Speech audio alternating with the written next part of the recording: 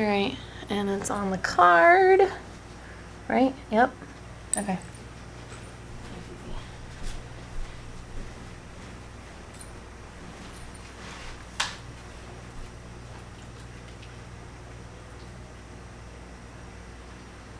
Hi, thank you for coming in. Hi.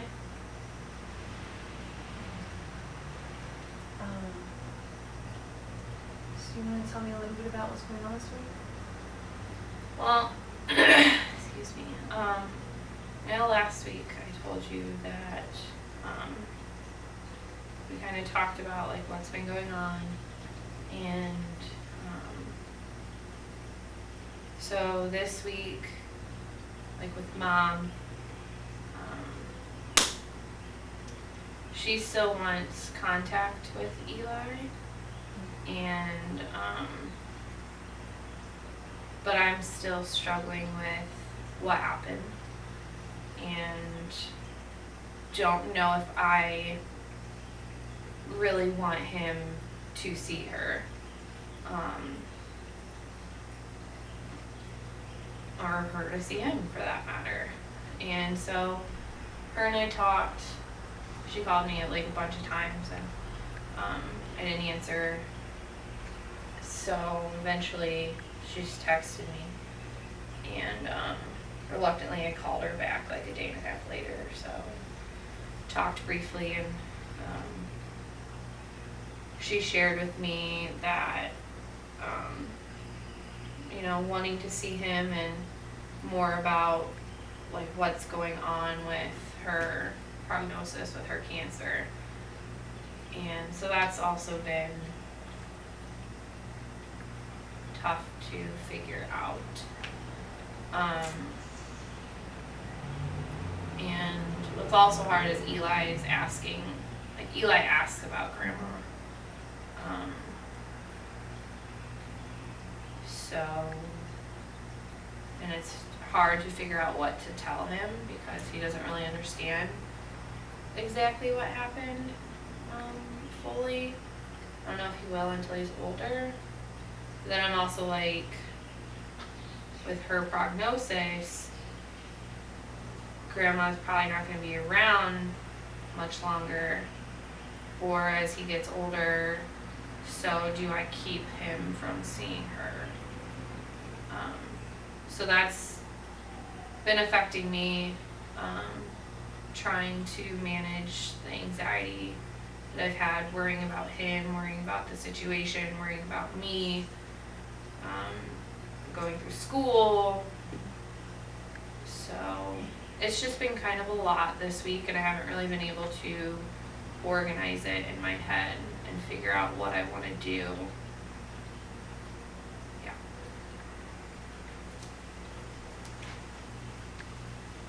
Okay.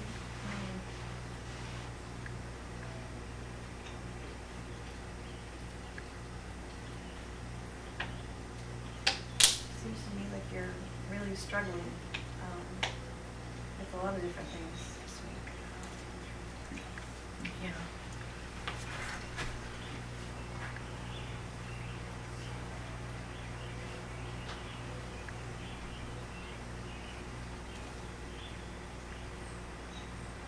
How are you feeling about contacting your mom again?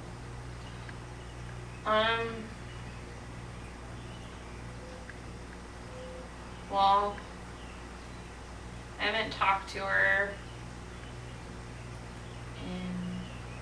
so today's Friday. I haven't talked to her, it's probably been like 3 days. We talked to her on Tuesday. So she's only called once.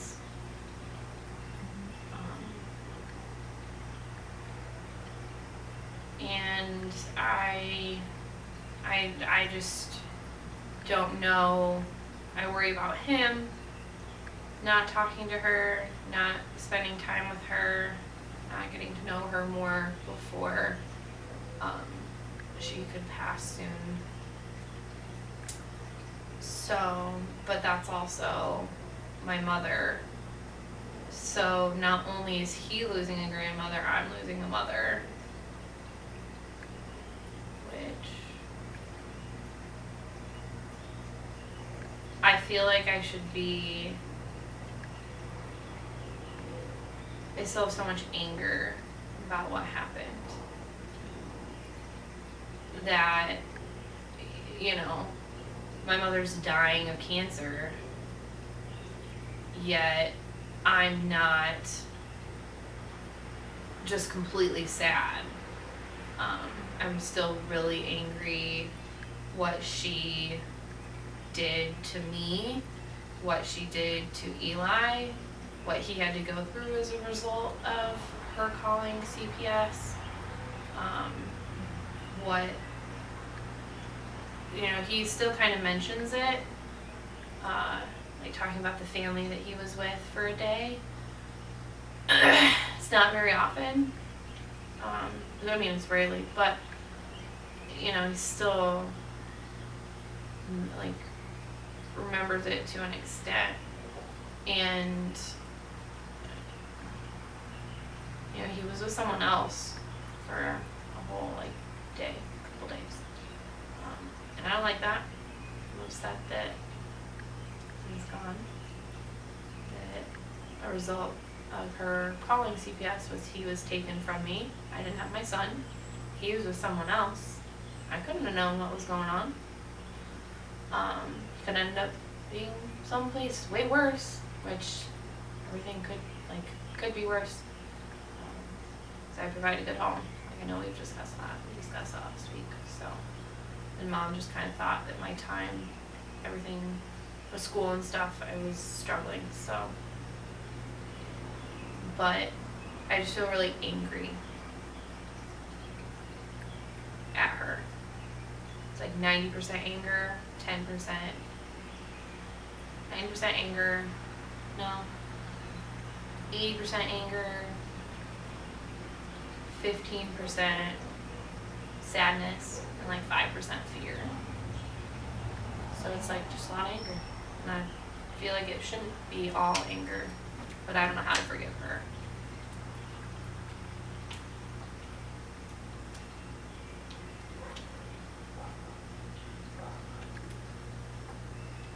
It's okay to be angry. And it was a very difficult situation. And you have every right to feel how you feel. There's nothing wrong with being angry. But anger isn't always the deepest emotion. Do you feel like, I guess I'm just wondering if you feel like it's covering anything.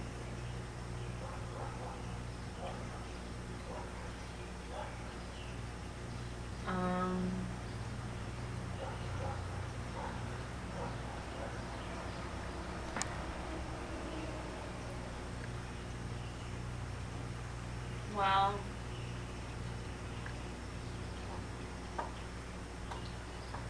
trying to think of like what I felt. I mean, my own mother called CPS, had my child taken from me. So that makes me feel like an unfit parent. Makes me feel guilty that I wasn't doing something right in her eyes. So guilty, disappointed in myself. I feel like I failed in some way.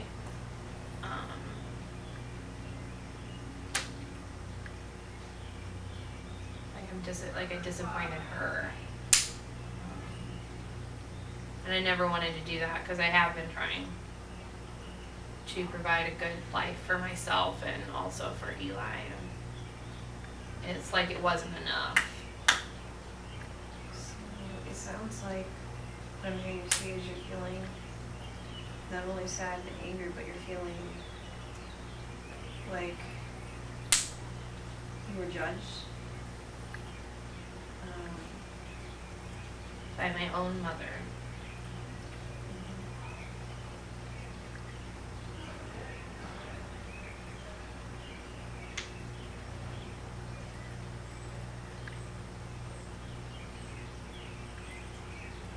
Like, how could a mom do that?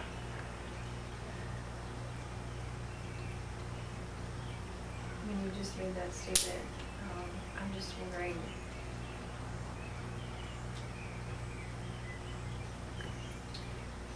you feel judgment, maybe, do you feel any sense of like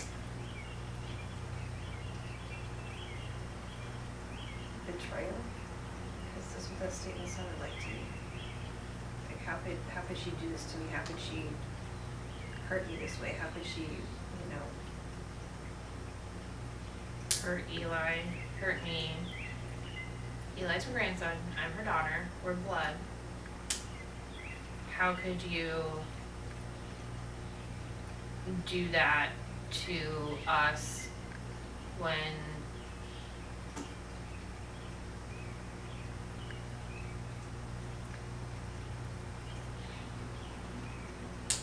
I still don't even understand.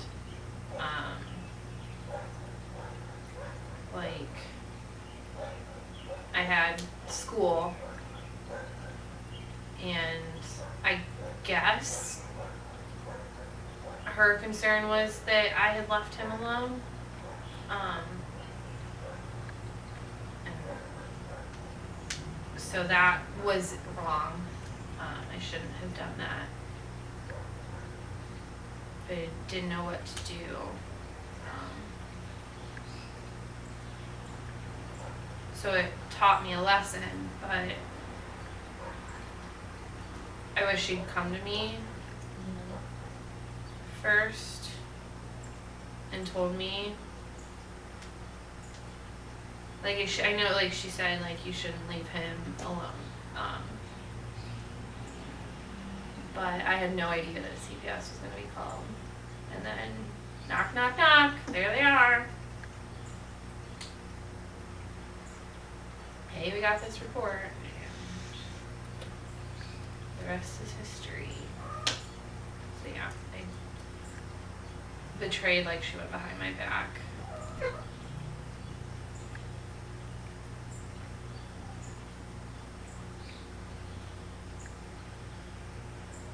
You also said something earlier about forgiveness.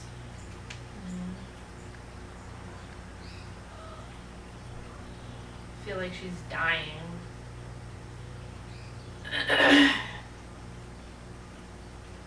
Feel like I should forgive her,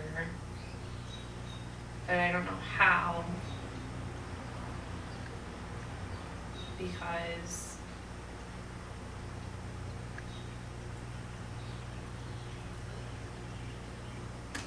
in the future, if I don't forgive her and I don't really see her or spend time with her, Eli doesn't see her, spend time with her, and she does pass, which is likely,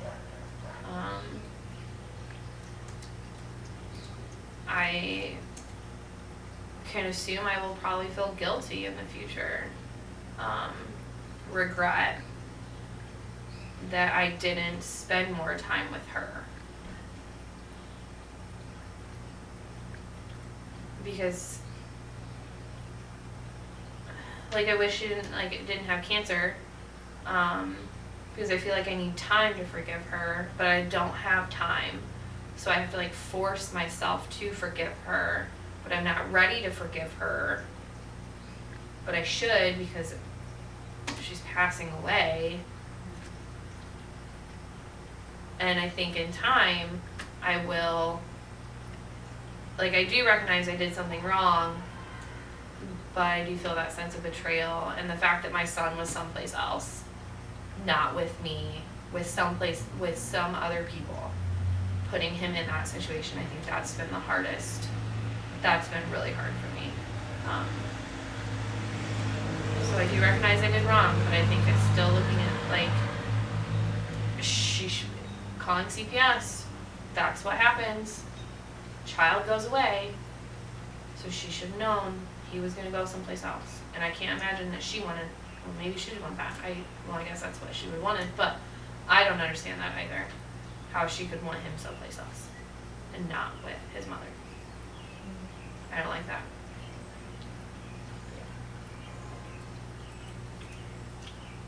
it's a lot to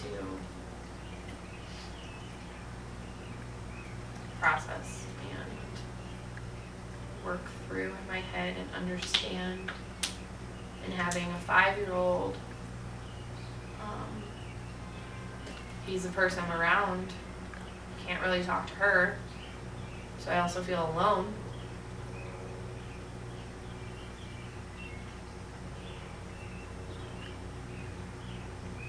Sounds like you have a lot of conflicting emotions going on in this situation, and that's okay. It sounds like it's very difficult for you because on one hand you want to forgive her because you're running out of time, but on the other hand, you don't feel like you're ready for that yet, and that's okay that you're not ready for that yet. Forgiveness is more for you than it is for her.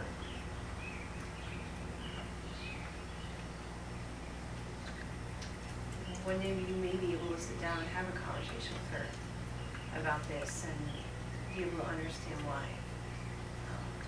I feel like it's that conversation's gonna be with a headstone.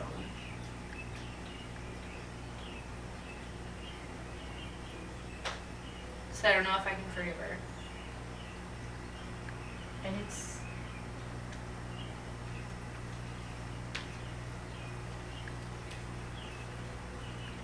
okay, like, to feel what you feel, and it's okay to take the time you need to take to deal with that.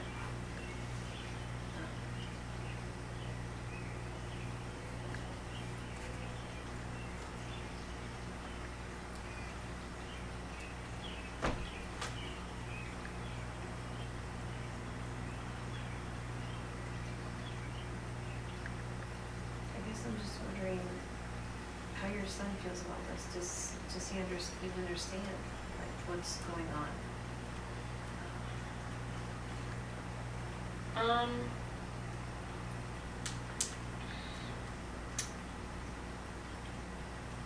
Like, specifically about what? Have you told him about your mom being sick or anything?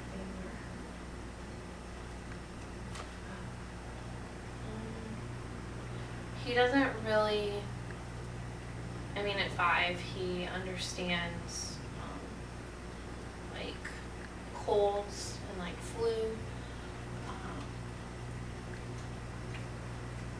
But I don't know that he understands the concept of an illness that is so deadly like cancer.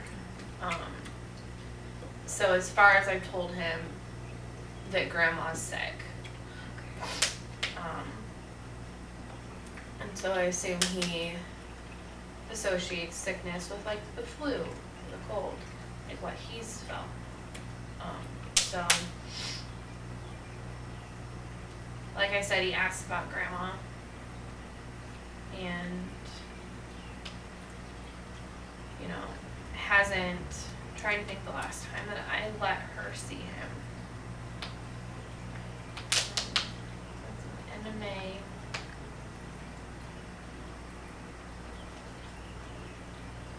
So it was middle of second week of April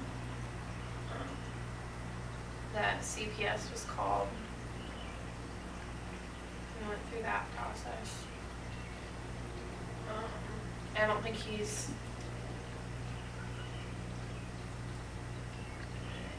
seen him once since then. And it was because I wasn't allowing her, and she just showed up at school around the time I was gonna pick him up. So we saw her then, and so that's been beginning of May, so about a month. So he asked about her.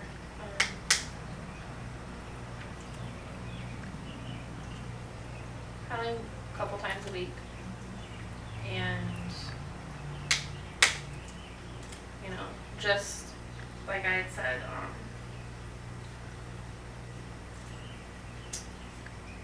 she found out about the cancer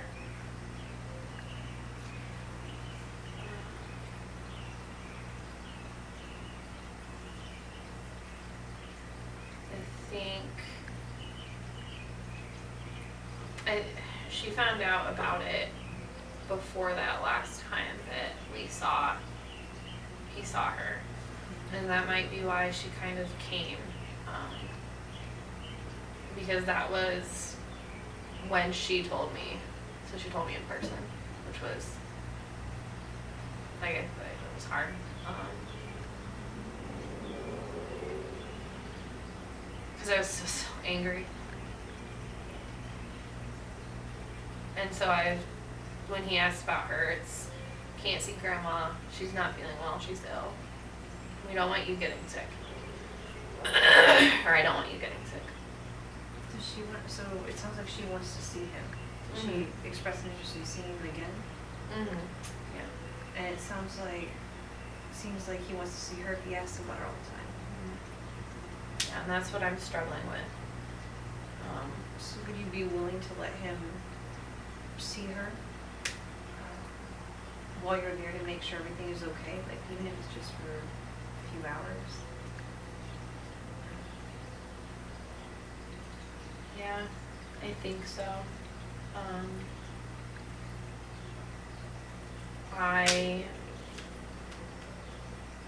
And that's like I said, like I've been struggling with, I'm still so angry at her, but he's not angry with her.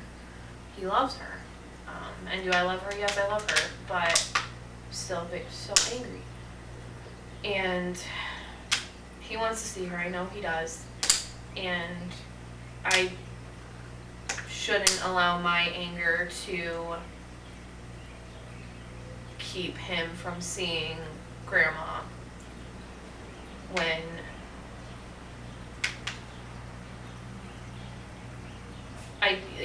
calling CPS was in her mind for his own good, but I feel like it could have been handled differently. And so I know she loves him, and he does want to see her, and she does want to see him. And she's passing away, and what concerns do you have about them seeing each other? Because it seems like they're very worried. I don't know that. Obviously, cancer's not contagious. Not worried about that. I don't want to talk to her. So having him see her, or would require me to see her, and I don't want to talk to her. Still, I know she's good with him. I don't expect there to be any problems if she would come to the apartment and spend a couple hours with him. And that's why I think my anger and my trouble with her is keeping me from allowing her to see him and him to see her. And in my son's best interest, I should not allow the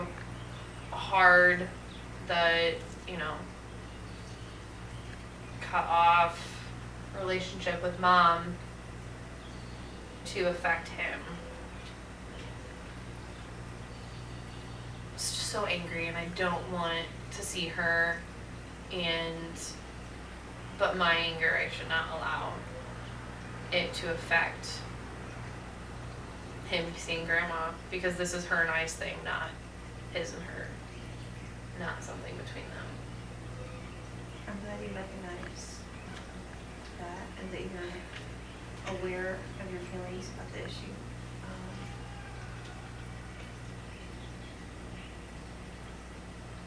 I guess I'm wondering if you're worried about talking to her.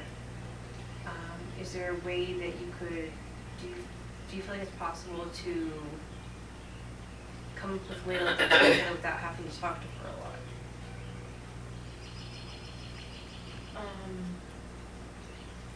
I mean, and by talking to her, I don't really want to talk to her face to face.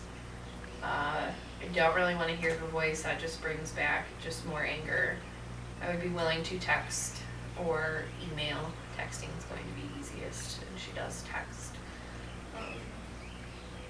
So I guess I could say and text her and say, something along the lines of, I know we're not okay right now, I'm still upset. However, our problems should not affect you seeing Eli. Alejandro, get out. Sorry. And say something along the lines of, our problems shouldn't affect you seeing Eli and Eli spending time with his grandmother. And then provide her with times that I will be home, and I can tell her I would like him to see you. And then provide her with times that I will be home when he is not at the sitters. So ideally, could mom babysit him? Yes. However, I'm not ready. I'm not comfortable with that quite yet. I want to be there. Even if they're playing in his room and I'm in the kitchen or cleaning or watching TV or a movie or something, I want to be there. So provide her with times in which she could come and see him, like under my supervision.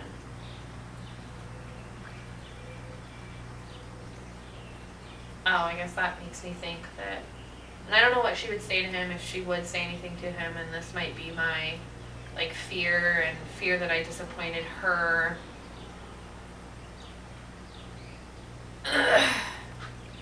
I'm what she might say to him about me.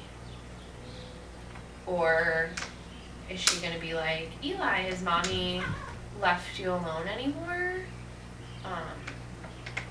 Which, I guess that would make sense for her to ask, but I don't want her putting any bad thoughts in my son's head about me. Well, you're gonna be there, to kind of keep an eye on it anyway, so you can kind of see how the interaction starts to go and kind of watch and see how she interacts with them. Yeah. That's often I thought about, if she comes over, do I want to be listening? Do I really want to be in complete earshot of them, hearing everything that's going on? Or do I allow and trust her to be with him? Because I know he's not going to do anything bad. But it's her that I fear would say something to him. But I don't know that I want to put myself in that position that I gotta be what are they saying? What is she saying to him? Right. Have you left him alone lately? Or No. anything that she would have cause to complain about? No. After CPS, I used CareDot. I used a website to find a good sitter. And he has been at the sitters, or the sitter will come to my apartment. And just, however that works, however we figure it out. But no, I have not left him alone, and those times when I think I left him alone 3 or 4 times. And it was stuff I had to do for school that I was required, and I just was what do I do when I didn't have, mom wasn't available at that time because her and I were on good terms, and mom wasn't available to see him or take care of him, and so I couldn't take him and made poor decisions by doing that. And but no, I have not done that since CPS. Like I said, I did learn that I shouldn't do that. It was irresponsible. I shouldn't have done that because I love my son, and I'm talking about how I fear for him and I want the best for him, and that wasn't in his best interest. That was really stupid. So I also, like I said, I feel guilty. Really irresponsible. But I have not done that, no. He's been at the sitters, or if I can't get the sitter or something, I will contact school, and my professors have been fairly understanding. that I'm a mother and that I have a little boy that I need to take care of. And that he is my, you know, I want the best for us and I want to get through school, but he is my main priority. It's really great that you're all interesting professions or anything, and that they're working with you to help with that and consider. We have about 5-10 more minutes for our session. Is there anything else you want to talk about today, or any concerns or anxieties? Well, so over the next week, like, probably when I leave here, I'll text her. I'm feeling more comfortable with that. Still angry, like I said, just angry that I shouldn't allow her and I's problems to affect him. But like I said, like with my like anxiety and worry and trying to get everything figured out in my own head, I did try a couple of those relaxation techniques that we talked about and found them helpful. So I used one of the breathing exercises and then the progressive muscle relaxation at night. I will typically do. And those are both working for you good? Mm-hmm. Yeah, so I'm wondering if you have any suggestions of where to find more, or if you know of any more that I could possibly utilize, or like how to continue, because I have seen them, like, although I've struggled to like process things and I have been anxious, I've been able to like reduce some of that anxiety, but I want to reduce it further. So I'm wondering about alternative, like more things that I could utilize to kind of increase my like toolbox of coping strategies for when I am feeling anxious, or, you know. Okay. Well, it sounds like you've got a couple really good coping skills that you're using now. You said you like progressive muscle relaxation? Yeah, I learned a lot. Breathing techniques. Have you tried yoga? That involves a lot of breathing techniques. That'd be good. I think. I actually think that would be really good for Eli and I to do together. To get him, you know, we play outside and stuff, but I've heard of like simple yoga things for children. I think that could be cool for us to do together. What do you think? Like, what do you think about doing that with him? I think that if it's something you're both interested in and he likes it when you try it with him, I think that's fine. Just to try it and to see if he likes it, or if he can physically do the moves and everything. It's a good, yeah, it's good. Because we go on, like I said, we go on walks, and so I've been doing that too, to help kind of manage stress and anxiety as well. And I'll take him with me, so I don't leave him, obviously. I don't want to play outside. I think that would be good. Yeah, yoga would be good to incorporate. Great. Any other interests you have or things you like to do together to relieve stress? He's a little boy, he's 5, so I just play with toys, like cars. He enjoys, like, it's kind of funny that like he does enjoy playing with cars, but I like art a lot, and I've done art, and it started out like he would stand behind me and kind of watch me, and then, you know, he's like, I want to try. So he's like done art, and I think that might be good for us to do together too. Yeah, that's great. That's great. That's definitely another activity you could do besides the yoga and the personal muscle relaxation. Those are all really good stress relievers. So it sounds like you have a lot of coping skills and new ideas and things to try. So for next week, just try to keep using those to reduce your stress level. And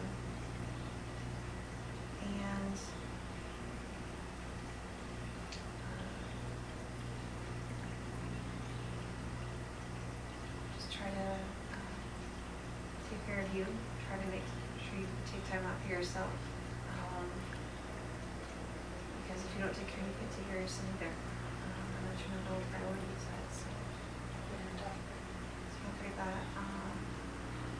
And I'll see you back here next week. Okay, sounds good, thank you. Thank you. I have to be first.